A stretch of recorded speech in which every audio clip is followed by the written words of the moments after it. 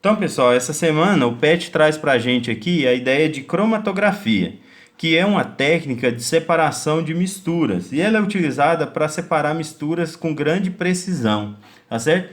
Essa técnica ela foi utilizada pela primeira vez para separar cores, por isso que o nome cromatografia, porque cromas vem do latim quer dizer cor, tá? Então, a cromatografia funciona da seguinte maneira: aqui dentro você vai ter uma coluna cromatográfica que vai ser constituída de uma fase estacionária, tá? Essa fase estacionária pode ser, por exemplo, papel ou pode ser uma outra substância que tenha certa afinidade com os componentes que você quer separar.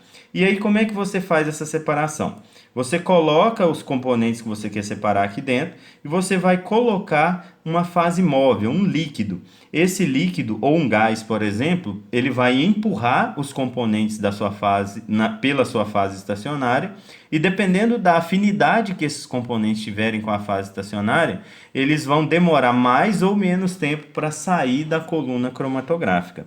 Se a gente olhar esse exemplo aqui, o amarelo, por exemplo, ele mostra que é uma substância com pouca afinidade na coluna cromatográfica, porque ele saiu primeiro. Já o azul é um elemento que vai ter uma grande afinidade pela fase estacionária da coluna, porque ele ficou por último, tá? Outro jeito de fazer cromatografia é a cromatografia em papel, que é que vocês têm que focar para essa semana.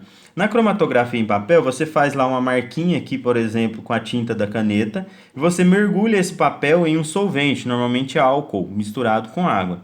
O álcool ele vai subir pelo papel e vai separar aí quais foram as cores utilizadas para poder produzir a cor dessa caneta, devido à diferença de interação dos componentes das cores com a fase estacionária. Aquele componente que tem menos afinidade com a fase estacionária, ele consegue andar mais, né? Ele vai ter mais afinidade com o solvente, ele consegue andar mais. Agora, aquele que tem mais afinidade com a fase estacionária, ele vai ficar mais retido na parte inferior do papel, tá? Importante é que ela separa os componentes por diferença de interação. Quanto maior a interação, mais preso fica o componente. Quanto menor a interação com a fase estacionária, mais ele anda, mais ele se move, tá certo? E essa técnica de cromatografia, ela pode ser utilizada, por exemplo, em exames de gravidez, né, que você usa aí, no caso, a urina como fase móvel, né? E aí, dependendo do tanto que ele conseguir carregar o hormônio, o HCG, isso vai indicar se a mulher está ou não grávida, e também está sendo utilizado nesses testes rápidos da Covid-19, né? Você coloca ali uma gotinha de sangue, coloca umas gotas de uma determinada substância que vai servir como fase móvel, e ali dentro tem um papelzinho que serve como fase estacionária. Dependendo de onde essa mistura chegar, vai falar se você tem ou não anticorpos da Covid-19, por exemplo, tá? Agora a gente vai fazer a discussão de alguns exercícios do que o PET trouxe sobre cromatografia.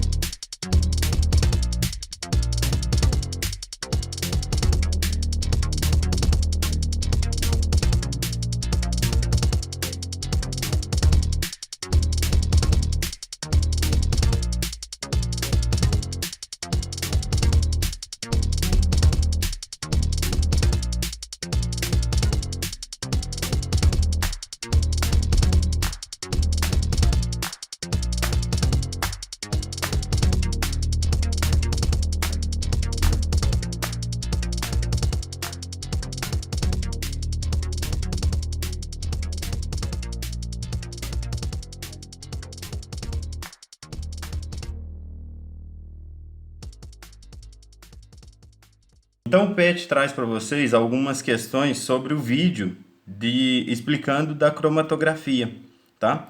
Então aqui ele pergunta assim, por exemplo, o que ocorreu com as tintas da caneta com o tempo? Ó, com o tempo as tintas das canetas começaram a subir pelo papel devido ao arraste do etanol, né? O etanol, o álcool, né? Ele foi levando as tintas da caneta acima aí para cima aí do papel, né? A atividade 2 pergunta: qual solvente migrou mais rapidamente para a parte superior do papel? Quais são as suas hipóteses para explicar esse fenômeno? Então percebam no vídeo que ele utilizou o álcool 70% e ele utilizou o álcool 100%. E vocês vão perceber também que com o álcool 70% ele subiu mais rápido. Isso porque o álcool 70% ele tem 70% de álcool e 30% de água. E essa água tem uma grande afinidade com o papel. Então por isso que ele migrou mais rápido aí para a parte de cima do papel com o álcool 70%. Justamente por conta de a água, né, presente no álcool 70%, ter mais afinidade com a fase estacionária que seria o papel, tá? A atividade número 3. Por que cada componente das tintas percorre uma distância diferente? Como eu disse anteriormente, cada componente tem uma certa afinidade diferente com a fase estacionária. Se ele tiver mais afinidade, ele vai demorar mais tempo para poder percorrer o papel. Agora, ou vai percorrer uma distância menor. Agora, se ele tiver menos afinidade com a fase estacionária e mais afinidade com o solvente, ele vai percorrer um caminho maior, tá certo? E a atividade número 4 pergunta assim, ó: quais tintas tinham mais de um componente e quais possuíam apenas um? Então, para saber disso, você tem que olhar para o vídeo.